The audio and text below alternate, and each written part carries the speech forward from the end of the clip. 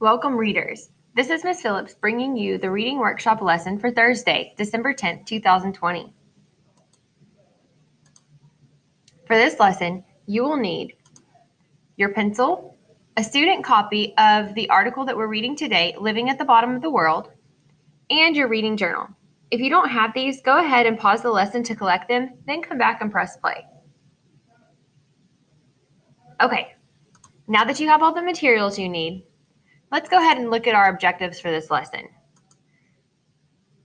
I will model how good readers make inferences.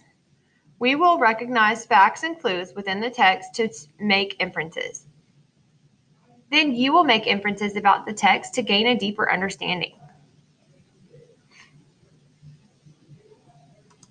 Today, I have an article about a very cold part of the earth. As a matter of fact, a frozen part. The article is titled, Living at the Bottom of the World. Think a little bit about what you may know about frozen areas of our earth, or Antarctica specifically. I'll give you a second to think about those things. Okay, I'm pretty sure that you know a lot about our topic. Some of the information that you may have thought of is probably spot on target, but some may not be so accurate. Let's read and learn some more together, okay? We can infer from photographs and illustrations as well as the text when we read. Yesterday, we discussed the inferring equation, BK plus TC equals I. In other words, background knowledge plus the text clues equals inferencing. We can make inferences when we add our background knowledge and our text clues together. It allows us to make inferences. I want you to look at the article title, thinking back to our equation, BK plus TC equals I. We need to remember that when we infer, we merge our background knowledge with the clues in the text. Keeping that in mind, let's take a look at some of the photographs within the article. Here is a picture of a frozen land or town with a building on the edge of water. I can infer that these buildings may be used either as a fishery or some kind of station that deals with boats. There's open water all around, so it looks like these buildings are on the shore of the land. By looking at the building and some of the equipment around it, it appears as if this building may have some important work done at the facility. I can infer that the station may conduct research. There are satellites and radio towers and also cranes. As I look at this photograph, I'm using the inferring equation. Look at what the rest of these pictures from the article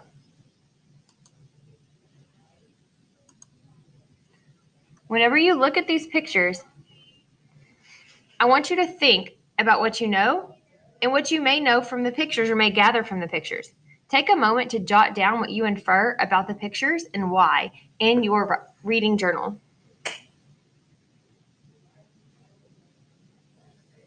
Knowing that the article is about Antarctica is important and is good text evidence that we can infer by reading the title. But the title of the article didn't give us enough information. We can't infer if there aren't enough clues.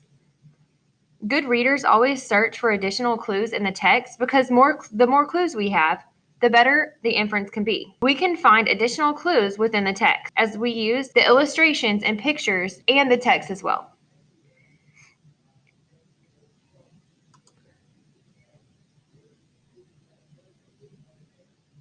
I'm going to model for you how I infer when I read. Let's start by creating an essential question, one that might come up in different situations again and again for our reading today.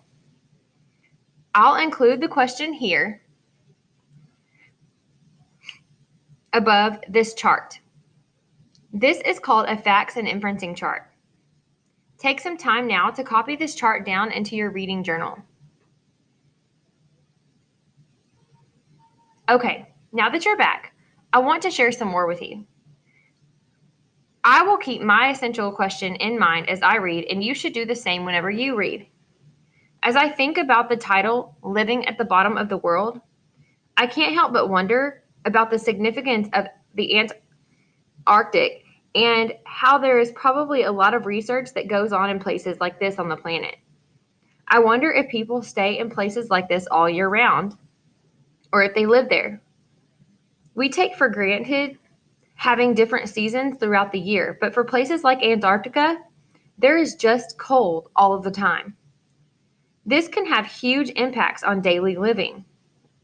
Do people live in Antarctica all year round? This will be my essential question. How different is my daily life than a person's living in Antarctica? As I read the article, I will keep my essential question in mind because I'm trying to infer the answer to that question. We may read to uncover facts and ideas that help to answer these questions. You have a copy of the text and you have your own facts and inferencing chart that you've copied into your reading journal. I'm also going to record facts in the first column and what they lead me to infer, the inferences, in the second column. You're going to have a chance to watch my thinking and notice what I'm doing.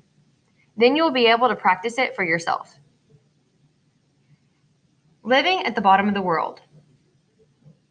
Palmer Station was named for explorer Nathaniel Palmer, one of the first to sight Antarctica. What is it like to live in Antarctica?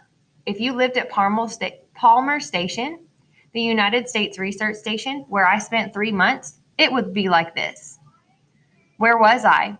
Palmer Station is on Anvers Island, 20 miles west of the Antarctic Peninsula. To get there, I sailed from the southern tip of Chile on the RVIB, which stands for Research Vessel Icebreaker, Nathaniel B. Palmer, for 4 days on rough seas and through thick sea ice. Why did I go there? I was in Antarctica to study invertebrates, animals without backbones, such as sea stars and sea urchins. I worked with divers to collect invertebrates and to set up experiments, and I helped them with their equipment. Sometimes the divers found interesting animals to show everyone, like giant sea cockroaches. This sea cockroach is really an Antarctic isopod. Okay, so my essential question is, how different is my life than a person's living in Antarctica? Already, I need to stop and think and react here for a second. I will jot down in the facts column that a person living in Antarctica would have to sail for 4 days on rough seas through thick sea ice just to get there. This is crazy to me because I've never heard of traveling through something that rough just to live somewhere or to get to your home or work. Most of us can just hop in the car and drive a couple of minutes in comfortable conditions just to get to our home or work or school. Another fact that I found is that there's a research station in Antarctica called Palmer Station. They research all kinds of sea animals and have even found animals that are like a giant sea cockroach. I'm a little shocked by that. Oftentimes, where we live, there are small wood roaches that come out of the trees and even tinier food roaches. But who knew that there are roach like animals living on the frozen ocean floor? I can infer that there are many things we still do not know about our Earth, and more specifically, the frozen and oceanic parts of it. Let's keep reading and see what we find. Because the weather outside was very cold and windy, I wore a special clothing issued by the U.S. Antarctic Program. Thermal underwear, socks, boots, a hat, a waterproof coat, and gloves. Anytime I was near the water, I wore a bright orange float coat that worked as a life preserver. The divers wore even more warm layers, plus a watertight dry suit to protect them from the icy water. They also carried more than 50 pounds of equipment. Inside the station, I worked in the indoor aquarium and the laboratories, examining specimens through a microscope. I wore clothes just like yours. Palmer Station was kept well heated and protected from the weather outside. Exploring. On weekends, we hiked or skied on the glacier behind the station or took short boat trips.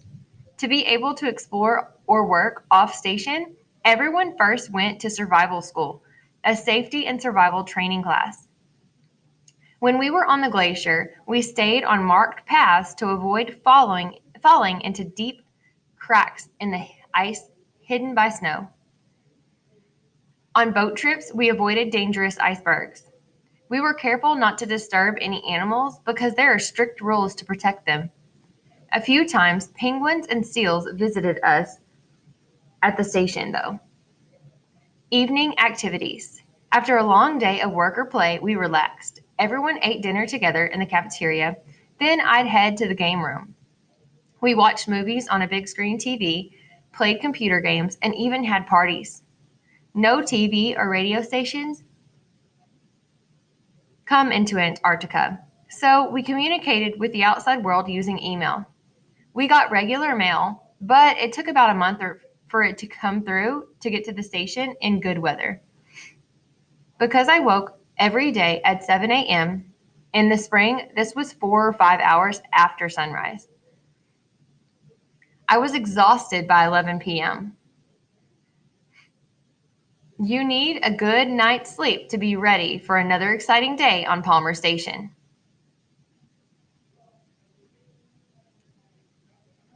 Here are another few facts that I read within the article. Special clothing is needed to be worn daily just to survive the harsh conditions. For fun, people hike, ski, and take boat trips. To explore or work off station, people had to attend survival school. This is very interesting because in order for me to leave town or home, I definitely don't need to go to school or pass a test for survival. I can infer from the facts that people living in Antarctica have a much different daily life than I do. They have to go through many steps to survive the harsh, cold environment that they live in. This is very different from my life, and many of us do not realize how simple or convenient our lives really are. I took my background knowledge, read and found facts, and then I made inferences. This is how we can use inferring to draw a conclusion when the answer may not be written explicitly in the text. We look at the pictures and use the text evidence to infer. While you read, keep in mind that when you infer, you read between the lines. You have to think about what the writer didn't say as well as what he did. Writers leave clues to help us infer. Then we draw conclusions by merging our background knowledge with the information in the text, just like our equation says.